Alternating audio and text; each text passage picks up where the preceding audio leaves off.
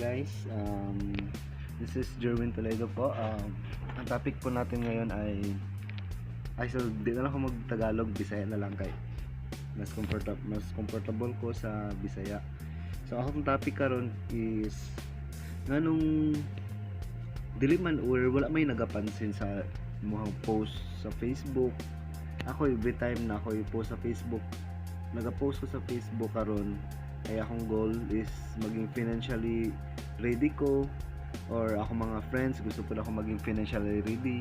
Kaya wala ta kabalo sa panahon karon guys na dapat financially ready ta. Dili lang may savings, okay lang may savings ta kung naanatay ako nga savings or natay business or daghantag income, source of income. So dili na to basag dili na ta magkuwag insurance, okay lang. So para na siya sa mga naay mga kwarta karang mga dako nag saving sa bangko na mga businessman.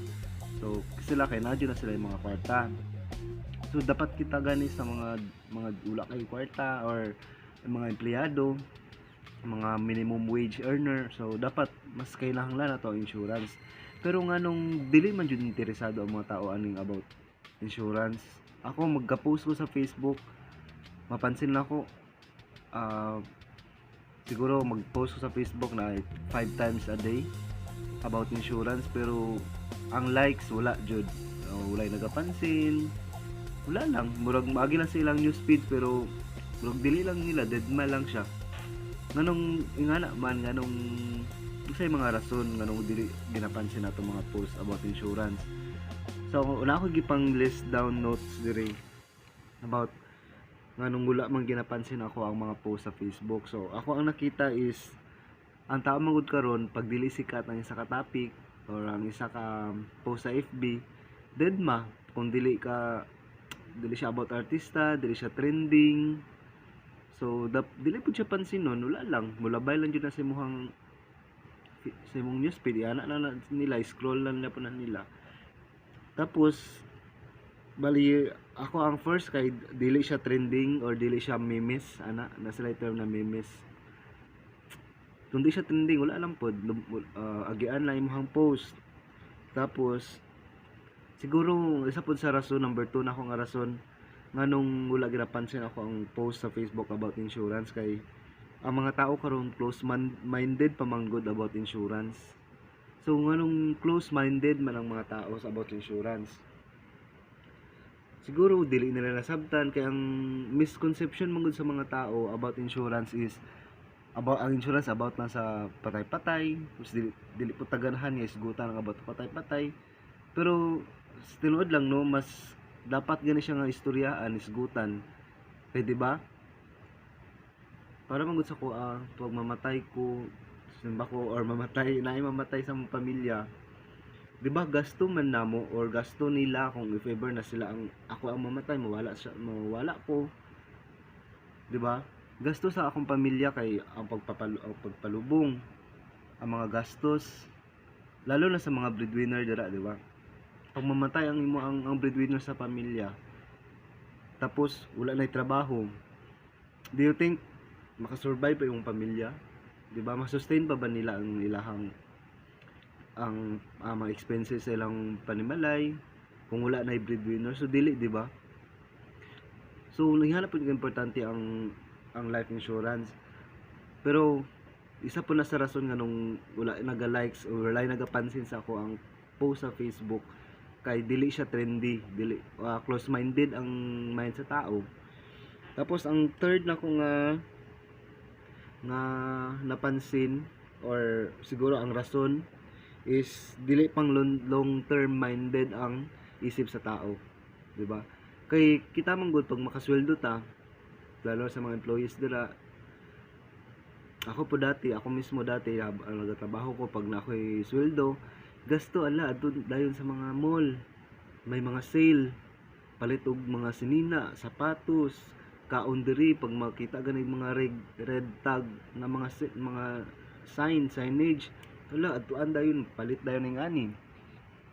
So isa na siya sa mga short term gud siya nga mga bagay. Unlike sa insurance, pag maghisgot tag insurance, lifetime naman gud na siya. Depende sa sa insurance nga magkuha kay naay lifetime na poy karang temporary lang siya, karang kumbaga term plan siya ba na insurance. So ang ginisip man ko sa tao, kung saan lang ito mapalit nila, ang karon lang, wala na ginaisip na ang what if pag may tabo ngayong ani sa atong pamilya, sa tual at kabalo, di ba? Di na to na maingon kay syempre aim man ta og the best, pero prepared ba ta sa mga worst na may tabo, di ba? Prepared ba atong pamilya financially? Prepare ba ta? Gusto man ta og healthy atong family, pero what if kung hospital naalagi tay mga sakyanan, naalagi tay savings sa bangko, pero saan man nato ang savings sa bangko kung magsakit ta? For sure sa doktor pa lang kulang na kana siya. What if paano na lang kung ang sakit is dili mga cancer, sumba ko, di ba? Cancer example lang na sa mga grabe na mga sakit karon, mahurot jud imong kwarta, bayad pa lang sa hospital, promise. Tapos ang ikalima ay ikaapat ay lima na ba, apat o ikaapat di ay dako silag savings. Siguro siguro mga tao sa mga friends na ako sa Facebook or kasagaran mo nang dili ka nila ginapansin kasi siguro prepared na pod sila. Mas maayo kung prepared sila, di ba? Nga na kung okay ako ay nga na ang kung bawa dako na sila savings or na sila business nga good kay naa sila yung so mao siguro nung dili sila ganahan og insurance kay syempre prepared na pod sila, may kwarta sila. If whatever may tabo sa ilang pamilya, sa ilang health, ma-disable man na sila, at least na sila income nga magsulod japon sa ilaha. Pero sa katong mga wala, big question, nasa sila magpapakwarta, di ba? Ready na siguro sila financially, so okay lang nga wala sila insurance kay kawalo sila nga nasa sila kwarta, di ba? Pero kung saan man yung kwarta, kung magsakit ka, mahal kay mga sakit karon, Diyos ko Lord.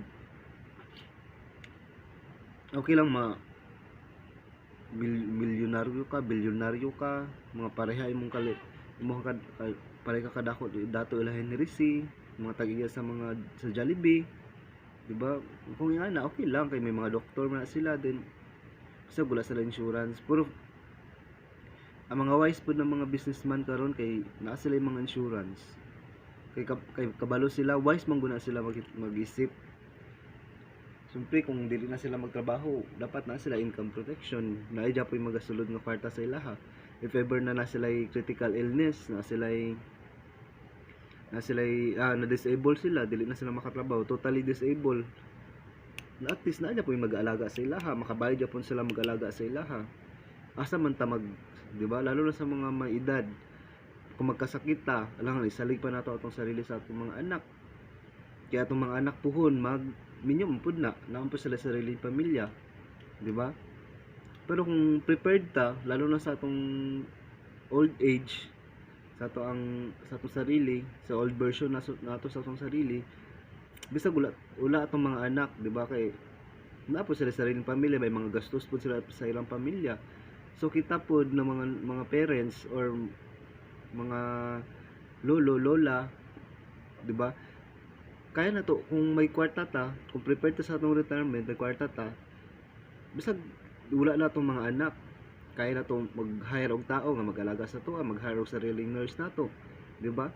Pero kung magsalig lang sa tasong savings, kulang kayong savings, dili lang biya ang gastos karon, gadoble na ba, lalo na pag magkaedad ta, daghang tag mga sakit. Siguro ato ang naipon lang siguro sa atong retirement, kulang pa lang sa atong mga maintenance nga tambal, di ba? Wala na tayo maka-enjoy sa atong ipon, kay maabot na sa tambal, sa pa-check up, di ba? So dapat na tayo financial ready nga maghatag sa tuwa o retirement fund na to, dapat na tayo retirement fund. So ang insurance makatabang jud siya. Pero nganong dili man kay siya gina-topic, dili kayo siya close mind kayo ang tao sa about insurance.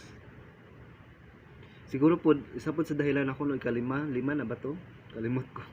Basta lima or isa po sa dahilan nga ako nakita kay siguro mag-guilty ang tao kay kung magkuha mo kag insurance, syempre tanaw na to ang mga expenses nato. Kung magkuha tag insurance, so dagdag na po na sa ato ang bayaran. Pero siguro ang tao mag-guilty sila nga naa sila yung mga luho nga pag tanawan nato, subayon nato ilang mga gastos, siguro mag-guilty sila nga tanggalon ang nasa lay ginabayaran, sana magpalit sila tagasahod na lang nila, nasa lay bagong gamit, tapos sa mga gadget. Sabi nimo ang mga wise nga mga daghan kay ko nabasa or nakita ng mga video, ang mga wise nga mga mayaman kay ang dili sila magpalit og sakyanan. Kung ang sakyanan nila karon is nagaandar pa, mapuslan pa, dili jud nila nailisan. Ang iban man good para sa tua sa mga millennials, lalo sa mga millennials, pag naibagong cellphone, pag trending ang cellphone, ilisan na dayon ang model or ang unit kay naibag ko nga nag-abot. So dapat dili po na siya luho jud na siya, dili na siya kay tungod kailangan nimo na siya nga bagay tungod sa luho nimo. So siguro mag-guilty ang tao kung offeran nimo og insurance, magisgot ang insurance, tapos maghisgot na nga, ay wala ko'y budget ma'am, wala ko'y budget magkuha ng insurance kay daghan ko ginabayaran. Pero kung maghisgot na ta about kung subayon na to, kung asa sila yung mga expenses nga nang dili na good useful, kumbaga dili na siya makatabang ba good. Halimbawa sa imuhang internet sa balay, tapos ikaw gatrabaho ka, ikaw may mga anak, tapos kamo sa imong asawa may trabaho mo, tapos imong mga anak may school sa buntag, kamo mag-asawa may trabaho sa buntag hangtod hapon, may internet mo sa inyong balay, pero morning pa lang wala man mo sa inyong balay, di ba? So dulay makagamit, bawa may namoy katabang, makapulos ang internet ninyo imong katabang lang. So ingana gud nga mga topic nga expenses nga dili na to mapansin nga wala na day siya pulos, kumbaga dili siya makatabang sa tuwa ba. So kung matsubay na to tong mga expenses na nabatay pwede i-sacrifice, i-priority sa atong mga expenses, then kung nakay extra nga katong gi-sacrifice nimo, katong nga budget nga sa imong gi-sacrifice na expenses, pwede nimo siya ibutang sa insurance. Pero kay ang tao man good, siguro guilty sila kay luho na man good na siya para lang ginaunsa man nimong internet, di ba? Ginaunsa man nimo magsigira man pag Facebook, maliban na kung businessman ka nga useful jud kay kuan, kay pwede nimo siya gastos lagi siya pero at least magamit man pud nimo sa imong business, di ba? Ang internet. Pero kung wala, luho lang man siya, pang Facebook lang, tanggalon na lang nimo siya, di ba? Daghan pa kayo bawa natay mga budget nga natay gastos nga wala na napil sa budget. So subayon nato na siya. Siguro ingana pud ako ang pagtanaw nga nganong dili ganahan ang tao hisgutan ng insurance, di ba? So mao lang to guys. So kung naamoy madungag, pwede kayo comment na lang ninyo diri sa akong video. Anytime din, so subscribe na lang din kayo, then paki-click na lang po yung i-click na lang po ang bell button para kung nako yung mga upload about ni siya mga insurance guys, about financial. So kailangan na to be future ready jud ta for me guys sa financial na mga issues sa atong life, sa atong family. Dili ni siya karang akong ginatanaw na ko ang insurance as investment and savings na nako na siya. At the same time naga-save ko, at the same time protected ko, di ba? Mas nindot man gud kayo nga maglaag-laag ta, mag-drive ta sa atong motor, mag-drive ta sa sakyanan, then insured ta ba, lami kay sa feelings nga insured ko, whatever mahitabo sa ko, dili magka-problema akong family, di ba? Lalo na sa panggastos. Tapos sa mga breadwinner, kung mawala ko, if ever wala na ko income, kaya dili na ako makatrabaho tungod na disable ko, na ako yung mga sakit, di ba? Naanya po'y kwarta nga magsulod sa ko. Then ang insurance makatabang jud ana guys. So please hangyo lang jud ako kung naamay mo yung mga questions ako, you can ask me guys, kay tabangan ta mo. Salamat guys sa pagpaminaw din. Thank you. hopefully nakatabang